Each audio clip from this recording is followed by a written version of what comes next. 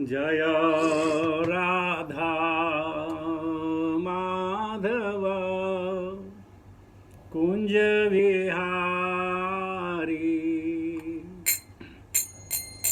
जय राधा माधव कुंज विहारी। जय गोपीजन वल्लभ गिरिवरधारी। जय गोपीजन वल्लभ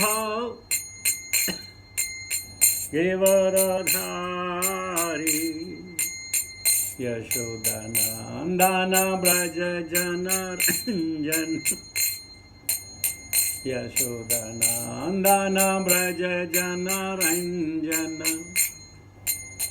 यमुना तीरा वनचारी। यमुना तेरा वनचारी। जय राधा माधव कुंज विहारी। जय श्री कृष्ण चैतन्य प्रभु नित्यानंद। श्री अद्वैत गदाधर श्रीवासादि गौर भक्त वृंद। भज श्री कृष्ण चैतन्य प्रभु नित्यानंद। श्री अद्वैत गदाधर श्रीवासादि गौर भक्त वृंद। हरे कृष्णा कृष्णा कृष्णा हरे हरे, हरे राम राम राम हरे हरे। हरे कृष्णा कृष्णा कृष्णा हरे हरे, हरे राम राम राम हरे हरे। हरे कृष्णा कृष्णा कृष्णा हरे हरे, हरे राम राम राम हरे हरे। हरे कृष्णा कृष्णा कृष्णा हरे हरे, हरे राम राम राम हरे हरे। हरे कृष्णा कृष्णा कृष्णा हरे हरे, हरे राम राम राम हरे हरे। हरे कृष्णा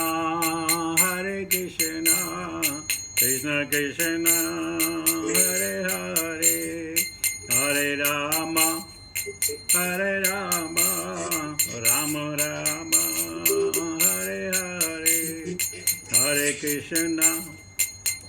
हरे कृष्णा कृष्णा कृष्णा हरे हरे, हरे राम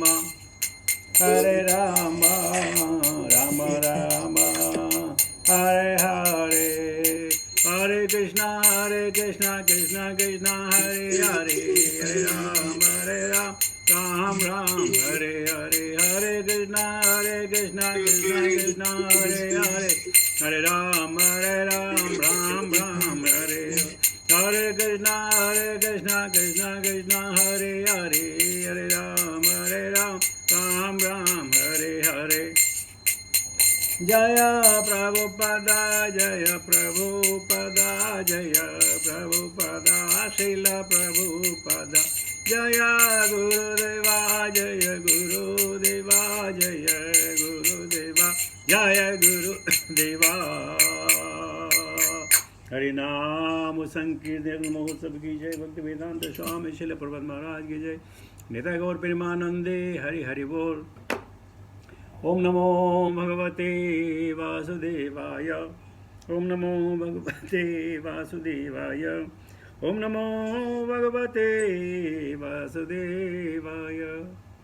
नारायणं नमस्कृत्य नरं चैव नरोत्तमं देवीं सरस्वतीं व्यासां ततो जयमुदीरयेत्।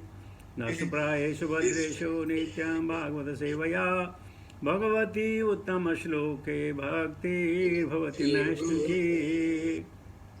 Hare Krishna. We will be taking text 33 onwards of Canto 1, chapter 19 of Srimad Bhagavatam, entitled Appearance of Maharaja. Appearance of Sukadeva Goswami. येषां समस्मरणां पुतां सद्य शुद्ध्यन्ति वै ग्रहा किं पुनर्दर्शनम्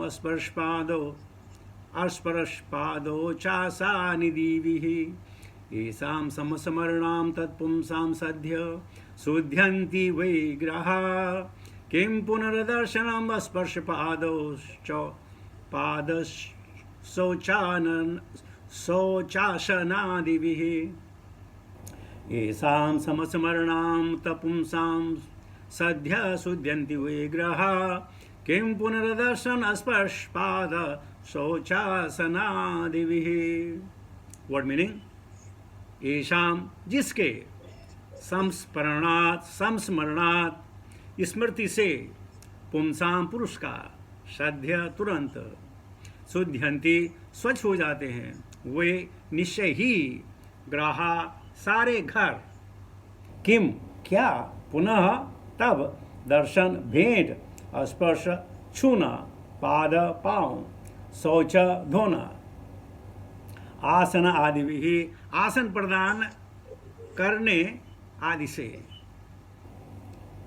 translation purport bye divine grace भक्ति वेदांत स्वामी श्रील प्रभुपाद। आपके स्मरण मात्र से हमारे घर तुरंत पवित्र हो जाते हैं। तो आपको देखने स्पर्श करने आपके पवित्र चरणों को धोने तथा अपने घर से आपको आसन प्रदान करने के विषय में तो कहना ही क्या है। परपोर्ट है, पवित्र तीर्थ स्थानों का महत्व बड़े बड़े मुनियों तथा संतों की उपस्थिति के कारण है। कहा जाता है कि पापी लोग पवित्र स्थानों में जाते हैं और अपने पापों को वहाँ छोड़ आते हैं जिससे वे यहाँ संचित हों।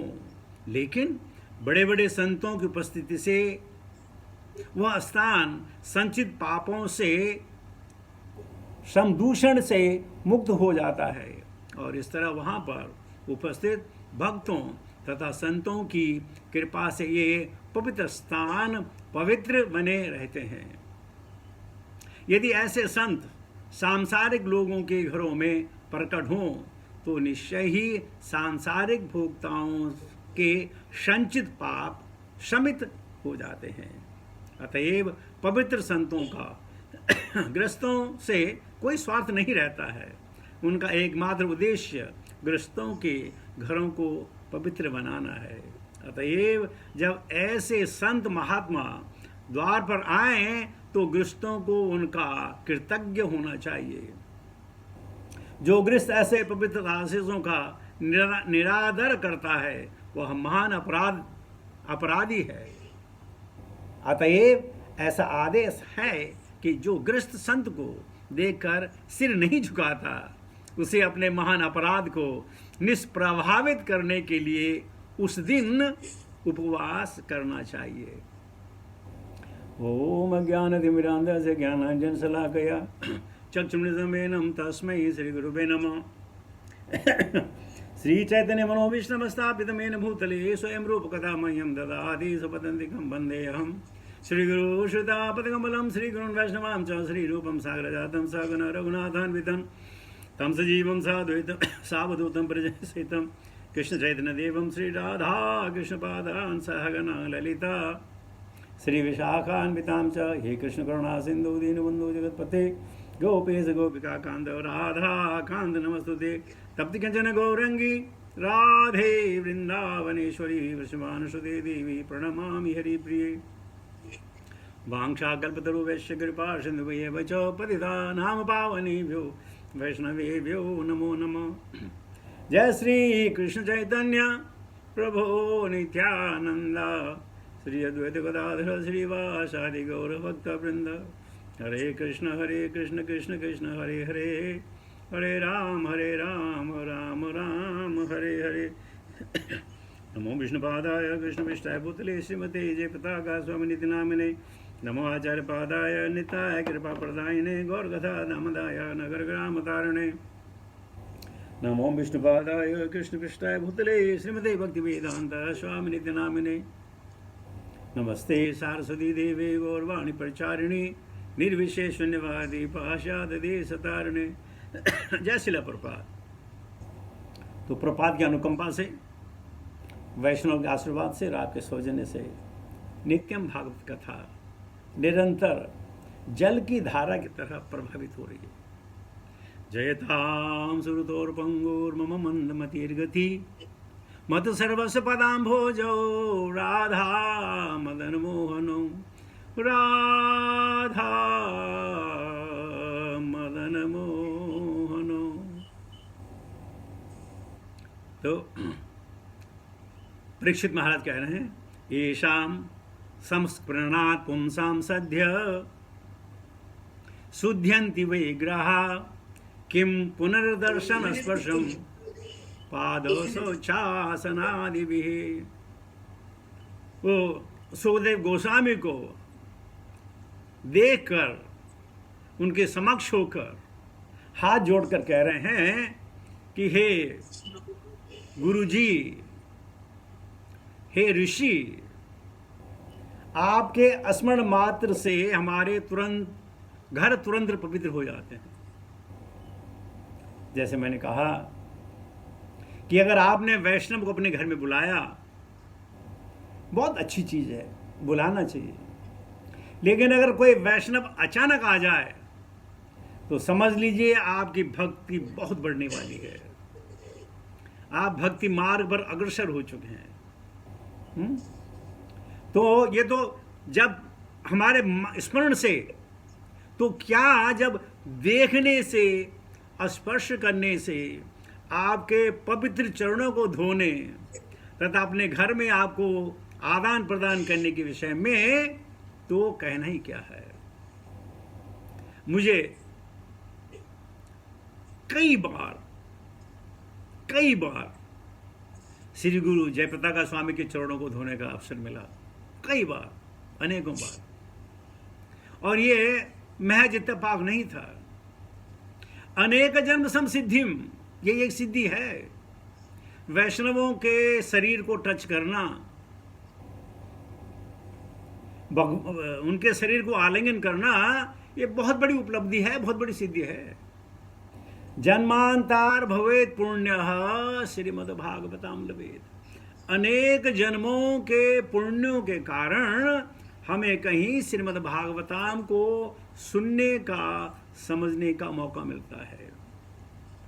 शायद आपको याद न हो, आपके माता पिताओं ने भगवान से कितनी मन्नत मांगी होगी कि मेरा बेटा है, या मेरा पोता या नाती है, इसको भगवत पथ पर लगाना, भक्ति पर लगाना। मानते हैं लोग। प्रभाजी जीवन में उनके पिताजी ने जो भी साधु संत मिलता था, वो कहते थे ये राधा रानी का भक्त बने, बस ये उसको आशीर्वाद दीजिए। कभी नहीं कहा कि पैसे कमाएगा, बैरिस्टर बनेगा, नहीं, बस ये राधा रानी का भक्त बने। तो हम सभी के माता पिताओं ने भी कहीं ना कहीं किसी मंदिर में जाकर प्रार्थना की होगी कि हम अच्छे इंसान बने। और अच्छा इंसान वही है जो भगवत भक्ति के मार्ग पर लग जाए, और कुछ नहीं है।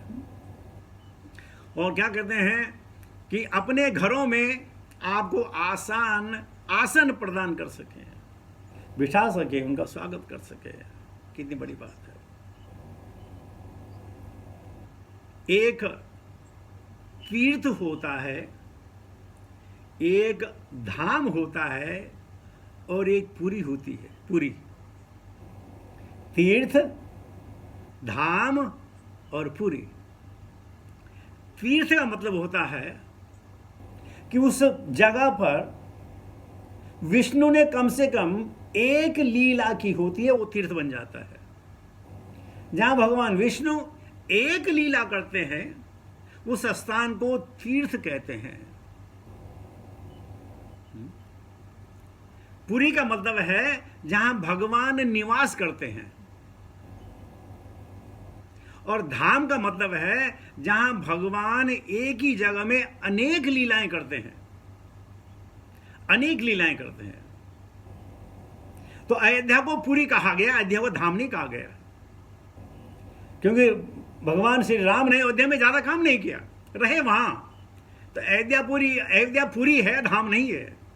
जबकि वृंदावन धाम है, जगन्नाथ धाम है, जहां भगवान ने अनेकों लीला की है। लेकिन तीर्थ, जहां भगवान ने सिर्फ एक लीला की हो, वो स्थान तीर्थ बन जाता है। और ये साधु संत उन्हीं तीर्थों में जाकर, जो सांसारिक लोग जो हैं पाप छोड़ जाते हैं, उनके पाप को हर लेकर के उसे फिर शुद्ध बना देते हैं। तो आज आपको पता चला धाम क्या है, पुरी क्या है, तीर्थ क्या है। और तीर्थंती कुर्वंती तीर्थाणी, और जो तीर्थ यात्री हैं ये उन तीर्थों को पवित्र करते हैं जहां भगवान ने लीला की है। और परीक्षित महाराज गदगद हैं। अब भक्त क्या है, शायद हमको मालूम न हो। भक्त जो है भगवान के रिप्रेजेंटेटिव हैं। इस कली में भगवान श्री कृष्ण अपनी मुरली लेकर, अपने सुदर्शन चक्र लेकर तुम्हारे घर में नहीं आएंगे, लेकिन उसी प्रयोजन से वो अपने भक्तों को भेजते हैं। तो वैष्णव का आना और भगवान कृष्ण का पदार्पण होना दोनों एक चीज हैं, आप उसको अलग नहीं देख सकते। एक चीज है। जो कनिष्ठ अधिकारी हैं वो इसको नहीं पहचानते हैं, मध्यम अधिकारी भी द्वंद्व में रहते हैं, लेकिन उत्तम अधिकारी को मालूम है कि भक्त का आना यानी भगवान कृष्ण का स्वयं आना। पता नहीं कभी आपको ये एहसास हुआ हो ना हुआ हो, लेकिन न जाने किस भेष में नारायण मिल जाए। तो भगवान आते हैं अपने भक्तों के साथ, उनके द्वारा, और उनके घर को पवित्र करते हैं, उनके मन मस्तिष्क को पवित्र करते हैं, उस सोसाइटी को पवित्र करते हैं। और यही देखिए, परीक्षित महाराज, समय बहुत कम है, लेकिन उनको मालूम ही है भगवान ने भेजा है, भगवान के प्रतिनिधि हैं, तो मेरी इच्छा तो वैसे पूर्ण हो गई क्योंकि भगवान आ गए। भाई अंत में क्या, भगवान को देखना ना। 8.5 भगवान को देखना, अंत्य नारायण स्मृति तो वही है ना। वो कहते हैं नारायण से चल गया है, लेकिन उसको कौन पहचानता है? जो उत्तम कृष्ण, जो है उत्तम अधिकारी हो, वही समझ सकता है कि there is no difference between the Vaishnav and the Vishnu. लेकिन हम कहते हैं हाँ ये भक्त हैं, कहाँ के, ये वहाँ के हैं, ये वहाँ के हैं, ये वहाँ के, वहाँ के हैं। हम ये समझ नहीं पाए कि जो वैष्णव जन है वो कहीं के नहीं है, वो गोलोक धाम के हैं। मन माया मोहित देह पुरुषा पुरुषर्षभ श्रेयो वदन्ते नेकातम यथा कर्म यथा रुचि। वो हमारी रुचि के अनुसार, हमारे कर्म के अनुसार हमें चीजों को बताते हैं, क्या करना है, कब करना है, कैसे करना है। तो हमारे परीक्षित महाराज विह्वल हैं। उन्होंने श्यामल रूप में, वो तो एक कहानी है ना, को तुम श्यामल गौर शरीरा क्षत्रिय रूप धरी फिरहूं बनवीरा। हनुमान जी ने जब ऋषिमुख पर्वत पर श्री राम को, लक्ष्मण को देखा तो कहने लगे, देखो तुम श्यामल गौर शरीरा, एक तो नीला है दूसरा सफेद है, भाई तुम कौन हो? क्षत्रिय रूप धरी फिरा हूं बनवीरा। क्षत्रिय रूप तो है, लेकिन क्षत्रियों का काम तो शहरों में होता है, तुम जंगल में क्या करो भाई? तो हनुमान जी पहचान गए ये जो दो अद्भुत हैं, ये जो व्यक्ति हैं ये साधारण हैं, क्षत्रिय हैं, लेकिन क्षत्रियों का जंगल में क्या काम? तो उत्तम श्रेणी के भक्त भगवान और भगवान के जो रिप्रेजेंट उनको पहचान लेते हैं। लेकिन हमें कैसे पता चलेगा? पर लिखा ना कि कम से कम उनको भाई उनको नमस्कार तो करो। कहते हैं जो दीक्षित भक्त है उसको बिल्कुल जो है आप नमस्कार कीजिए, नमस्कार करना चाहिए। और किसी ने अगर आपको नमस्कार किया हो तो वो नमस्कार आप अपने गुरु तक पहुंचाइए, अपने पास मत रखिए। कभी कभी बहुत सारे लोग जो हैं चरण पकड़ लेते हैं, हाथ कर लेते हैं, तो उनको अपने तक नहीं रखना है, उनको वापस अपने गुरुजनों तक पहुंचाना है। और अगर ना हमने उनको संचित करने लगे तो बहुत परेशानी हो जाएगी। तो गदगद हैं परीक्षित महाराज कि श्यामल वर्ण में सुखदेव गोस्वामी का पदार्पण हुआ है और शांत मन से बैठे हैं। उनके दिल में कोई उद्योग नहीं है कि अरे ये बेचारा मरने वाला है। डॉक्टर साहब को मालूम होगा जब कोई मरने वाला होता तो अब सब डॉक्टर घबरा जाते, अरे ये जाने वाला है, अरे ये जाने वाला है, सब घबरा जाते है कि नहीं? बिल्कुल, अरे यार मनुष्य जीवन है चले जाएगा। लेकिन क्या यहाँ शुकाचार्य को, सुखदेव को फर्क पड़ रहा है कि ये मरने वाला? नहीं, उनको मालूम है जब जिंदा है तो भगवान की सेवा करेगा, मरने के बाद सब भगवान की सेवा करेगा, इसमें संशय की क्या बात है? और शांत मन से बैठे हैं और परीक्षित हमारा समझ गए यही मेरे उद्धार करेगा, यही मेरे कल्याण का कार्य बनेगा, इनके शरणागत जाऊं तो भगवान कृपा करें तो हो जाऊं। आइए दूसरा भी देखते हैं। चलो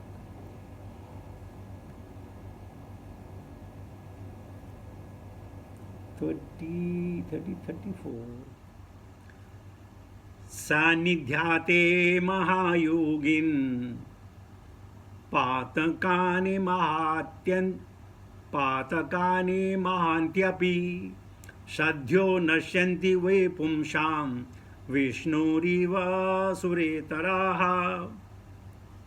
जिस प्रकार भगवान की उपस्थिति में नास्तिक नहीं टिक सकता, उसी तरह से संत हे महान योगी, मनुष्य के अभेद पाप भी आपकी उपस्थिति में तुरंत नष्ट हो जाते हैं।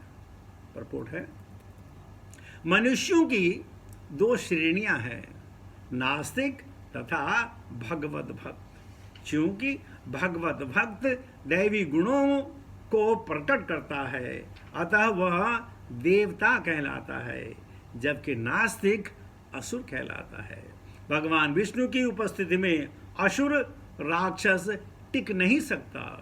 असुरगण सदा ही भगवान को नष्ट करने में जुटे रहते हैं, लेकिन तथ्य यह है कि भगवान जो ही अपने नाम रूप गुण लीला साथ सामान या विविधता के माध्यम से प्रकट होते हैं, त्यों ही असुर तत्काल नष्ट हो जाता है।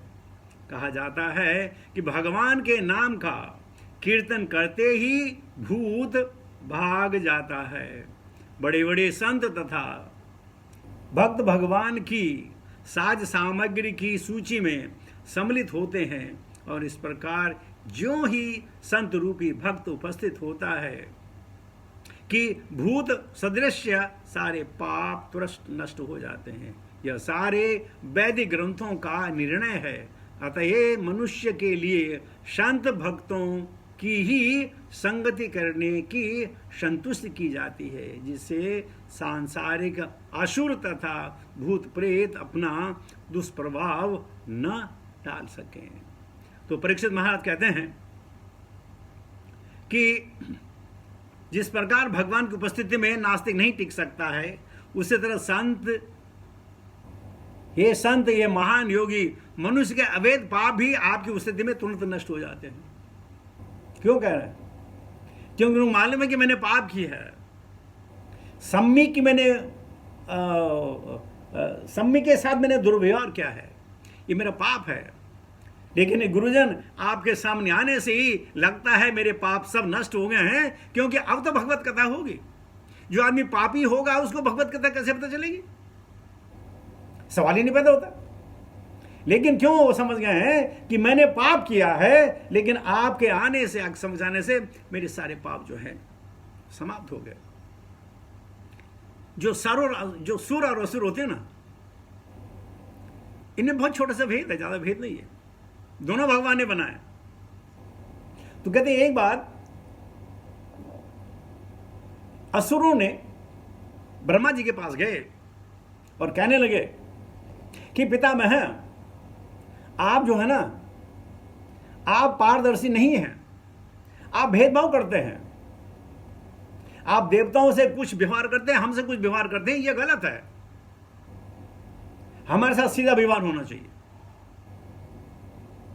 तो ब्रह्मा जी ने कहा ठीक है, ऐसा करते हैं, मैं अपने घर में एक पार्टी रखता हूं न्यू ईयर पार्टी, आप सब लोग आ जाओ, लेकिन देवता को नहीं बुलाएंगे, सिर्फ आप लोग आइए। तो जब वो सब लोग पहुंचे, सब असुर वहां पहुंचे, वहां देखा, अरे क्या बफे लगा हुआ है, अनेक चीजों की चीजें बनी हुई हैं, सुगंधित हैं। तो ब्रह्मा जी से कहा,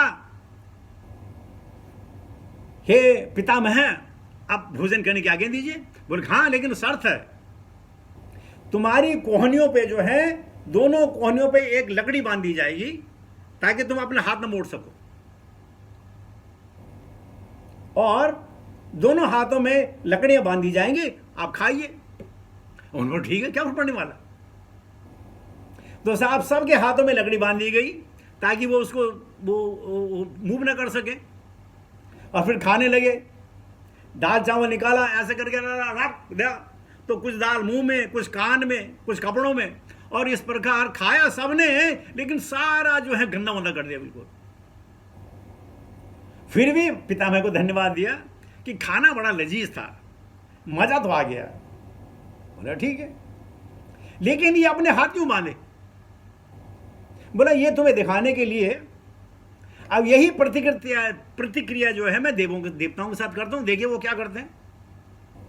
तो दूसरे दिन देवताओं को बुलाया गया और असुरों को जो है अदृश्य कर दिया, तुम देखो ये लोग क्या करते हैं। देवता लोग भी आए, उन्होंने कहा अरे वाह, पितामह की पार्टी है, जरूर जाएंगे जरूर जाएंगे। देखा वहां शानदार बफे लगा हुआ है।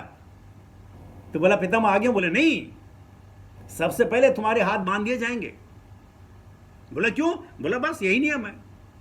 तो देवताओं के हाथ बांध दिए गए। बोला खाना शुरू करो। तो इन्होंने क्या किया, हाथ उठाया और बजाय अपने मुंह में डालने के दूसरे के मुंह में डाल दिया। सांप उठाए, खाना उठाए, दूसरे के मुंह में डाले। तो इस प्रकार एक दूसरे की मदद करके दोनों ने पेट भर के खाया, खाना बर्बाद भी नहीं हुआ, उनके कपड़े भी खराब नहीं हुए। तो तब जो अदृश्य दानव थे पितामह के पास आए कि बोले क्या?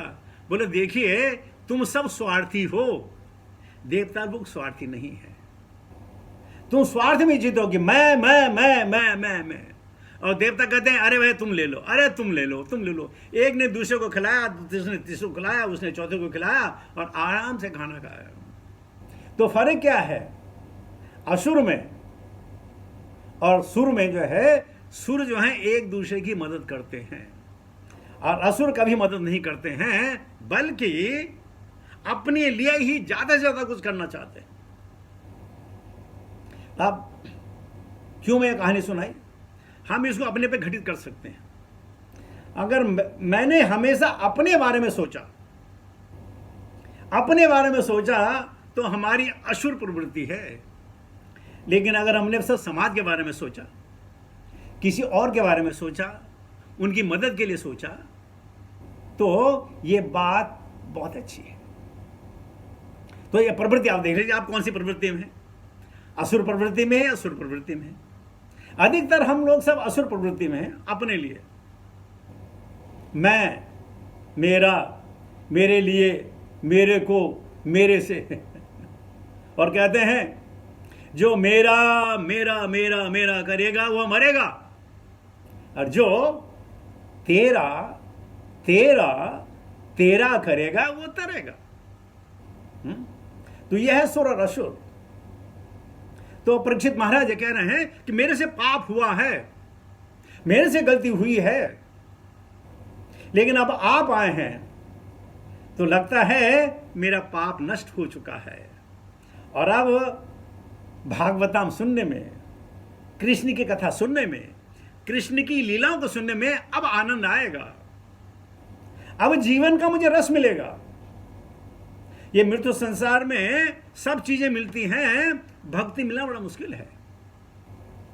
लेकिन परीक्षित को मालूम है अब मुझे भक्ति मिल गई है, क्यों साक्षात भगवान के प्रतिरूप में शुक्राचार्य बैठे हैं, और जैसे मैंने अभी कहा शांत बैठे हैं, उनको नहीं मालूम। जैसे जैसे हमें कोई कभी इंडिया जाना होता है ना, तो हम 2 घंटे पहले तैयार कर देते हैं, अरे पासपोर्ट रख लो, अरे ये कर लो, ये कर लो, एंग्जाइटी है, बहुत एंग्जाइटी। एक बार गुरु महाराज जयपताका स्वामी बहरीन में थे और उनको एयरपोर्ट जाना था, और उसी फ्लाइट से डॉक्टर राधा रमन को भी जाना था। वो छोड़ के जा रहे थे, तो क्या हुआ, हम सब रो रहे थे, हम सब रो रहे थे। तो गुरु महाराज ने कहा, भाई अबे तुम रो क्यों रहे हो? वो back home, back to godhead जा रहा है, अपने घर जा रहा है, रोने की क्या बात है? अच्छा, दूसरे में आज का जमाना है, तब तक पामो ईमेल हुआ करती थी, pamo.net ईमेल होती थी। पामो में तुम हो, हर रोज चर्चा कर सकते हो, हर रोज बात कर सकते हो, इसमें रोने की क्या बात है? अरे हमें कर ये गुरु महाराज ने बड़ी निर्मोही है। बहुत निर्मोही है गुरु महाराज। हमारा दोस्त जा रहा है, गुरु महाराज को फर्क नहीं पड़ने वाला। ये क्या बात हुई? तो तब मुझे याद आ रहा है कि हमने कहा गुरु महाराज बहुत निर्मोही है। गुरु महाराज का दिल नहीं है यार, हम सब रो रहे हैं, गुरु महाराज what is this going on, stop it. उनको मालूम है कहाँ जाएंगे। और आज भी हर रोज अपने डॉक्टर प्रभु से हर रोज, वो बेचारे मलयालम में मुझे भेजते हैं, लेकिन वो जब क्लास देते होंगे तो हर रोज जो है, आजकल उनके यहाँ 11 कांटो भागवतम चल रहा है, तो हर रोज मुझे जो भेज देते हैं कि आज हमने ये कहा, आज हमने कहा जी कहा। तो आज भी, आज करीब 20-22 साल हो गए हैं, हम उनसे भी हमारा जो है ताल्लुकात है, मिले। क्योंकि भक्त का ताल्लुका तो हमेशा होता है, क्षणिक थोड़ी होता है। It is not out of the sign, out of the site, out of the mind. No, that's wrong. ये तो मटेरियल वे ऑफ लाइफ है। भक्त तो हमेशा साथ में रहते हैं, हमेशा साथ में। हर रोज बोलते हैं आज 11 कांटों में ये हुआ, मुझे भेज देते। तो मैं क्यों ये कह रहा हूं कि ये साथ जन्म जन्म का है। ये भौतिक नहीं है कि बस यहां से चले गए, ट्रांसफर हो गया, हमें कोई लेना देना नहीं है, बात खत्म हो रही, छोड़ो यार। नहीं, ये साथ हमेशा रहेगा। जिस प्रकार भक्त का संग हमेशा भगवान के साथ रहता है, इसी प्रकार भक्तों का भी संग होना चाहिए। ऐसा संग होना चाहिए, अटूट संग होना चाहिए। नहीं तो मटेरियल हो गया ना, ये तो मटेरियल बात होगी, ये तो भौतिक बात होगी। तो वो कहते हैं कि जो मैंने अगर पाप किया भी है समय ऋषि का, तो मुझे मालूम है अब मेरे पाप समाप्त हो गए, अब मैं आपकी शरणागति हूं, अब मैं स्थितो अस्मि, मैं अब स्थित हूं। क्या सुनने के लिए? भगवान की कथाओं को सुनने के लिए, भगवान के बारे में जानने के लिए। तो क्या परीक्षित महाराज को पहले मालूम नहीं था भगवान के बारे में? नहीं, भगवान अनंत हैं और हमारा मस्तिष्क, हमारा बुद्धि और विवेक सीमित है। तो उस सीमित में असीमित समा जाना बड़ा मुश्किल है। इसीलिए कि जितना भी हम भगवान के बारे में जान सकें, उतना कम, उतना कम। जैसे कहते हैं शंकरशन जी अपनी अनेक जीव्याओं से, अनेक युगों से भगवान की लीलाओं का वर्णन कर रहे हैं, लेकिन पूरी नहीं हुई। ठीक इसी प्रकार भक्तों को भी भगवान की कथाओं सुनने में आनंद आता है। वयम तू न वित्रप्यामा उत्तम श्लोक विक्रमे यक्ष शरणावतम रसम ज्ञानम स्वाद स्वाद पदे पदे। यही तो स्वाद है, इसी स्वाद को तो चखना है। निगम गल्प तरूर गलितम फलम शोमुखादर्व संयुतम पिबतम भागवतम रसम मालयम मुहुरौ रसिका भुवि भाविका। एक हमारे दोस्त है, उन्होंने कहा प्रभु जी ये जो भागवत रस है ना, ये कौन से कांटों में है? जो आप रस की बात कर रहे हैं वो कौन से कांटों में है? मैंने कहा ये कांटों कुटों में नहीं है, वो तेरे कानों में जाना चाहिए। तो ये जो रस है तो कानों से पिएगा, मुंह से नहीं पिएगा। अच्छा, हम तो समझ रहे कि तब कहीं ना कहीं ये तो रस होगा, हम उसी को पिएंगे। हम पूरी भागवतम क्यों सुने भाई? और ये 18,000 श्लोक यार, कौन सुनता 18,000 श्लोक? किसी पर टाइम है? वो बताइए जहां वो रस है, रस पिएंगे, बात खत्म हो जाएगी। जैसे कल डॉक्टर प्रभु कह रहे थे कि यार हर श्लोक में तो रस है ना, किस रस की बात कर रहे हो? प्रति श्लोक के प्रति अक्षरे नाना अर्थ के, हर में ही तो ये स्वाद है, हर में ही तो जो है ये रस है। अब कह लेंगे भाई वो तो ऐसा नहीं है कि जब आप सुनेंगे ना कथा, जब उस पर आप चिंतन करेंगे, मनन करेंगे, तो रस आप खुद पिएंगे। अब श्रीमद् भागवत तो गन्ना मालूम है ना, शुगर केन, उसको तुम नीचे से चबाओ या ऊपर से चबाओ, कहीं से भी चबाओ मीठा ही मीठा लगता है। तो श्रीमद् भागवत या फर्स्ट कांट हो या 11 कांट हो, कोई कांट हो, जहां भी चबाओगे ना आपको स्वीट मिलेगा। लेकिन चबाओ तो सही। हम बोलते अरे हमारे दांत टूट जाएंगे, भैया इसमें दांत नहीं टूटने वाले, क्योंकि आप दांत से नहीं ले रहे हैं, आप कानों से ले रहे हैं। तो इस प्रकार परीक्षित महाराज बहुत खुश हैं कि कम से कम मरने से पहले जो ना मजा आ गया। मैंने जैसे पहले कहा था, मरना मरना सब करें, मरना न जाने कोई, मरना हो तो ऐसे मरो कि फिर ना मरना होई। बस एक बार मरना है, बार बार थोड़ी मरना, एक बार मरना। उसके लिए फिर क्या है भाई, भागवताम तो सुननी पड़ेगी और सुनानी पड़ेगी। खाली सुनने से काम नहीं चलेगा, सुनानी भी पड़ेगी। श्रवणम कीर्तनम करना पड़ेगा। अगर आप श्रवण कीर्तन आप कीर्तन नहीं करेंगे तो आपको कृपण कहा जाएगा। नहीं, आप कृपण मत बनिए। श्रवणम कीर्तनम क्या? विष्णु हो, श्री विष्णु का। और इस प्रकार जीवन को जिए तो आनंद आ जाएगा। हर श्लोक एक से एक बढ़िया श्लोक है, चाहे वो श्लोक कली ने कहा हो, चाहे वो श्लोक किसी ने कहा हो। देखिए धृतराष्ट्र का कितना बढ़िया श्लोक था, धर्म क्षेत्रे कुरुक्षेत्रे समवेता उत्सव मामका पांडवा शैव किम अकुर्वत संजय। देखो धृतराष्ट्र ने जो प्रश्न पूछा, क्यों गलत आदमी था क्या? अरे कितना शानदार उसने प्रश्न पूछा कि हमको पूरी श्रीमद् भगवत गीता सुनने को मिली। तो भागवता में भगवत में किसी ने कहा हो, ये सब स्मरणीय है, ये सब बहुत सुंदर है, उत्तम है। तो लीजिए, क्लास तो खत्म होती है, लेकिन इसके बाद आप सब मनन कीजिए, चिंतन कीजिए, आगे पढ़िए, कहीं से भी श्लोक उठा के पढ़िए, किसी भी पेज को आप पढ़िए, आपको आनंद की अनुभूति होगी, ये हमारी गारंटी है। Hare Krishna. Thank you very much for giving me an opportunity to be with you, to speak something, to remember something about Krishna and his devotees. Hari बोल।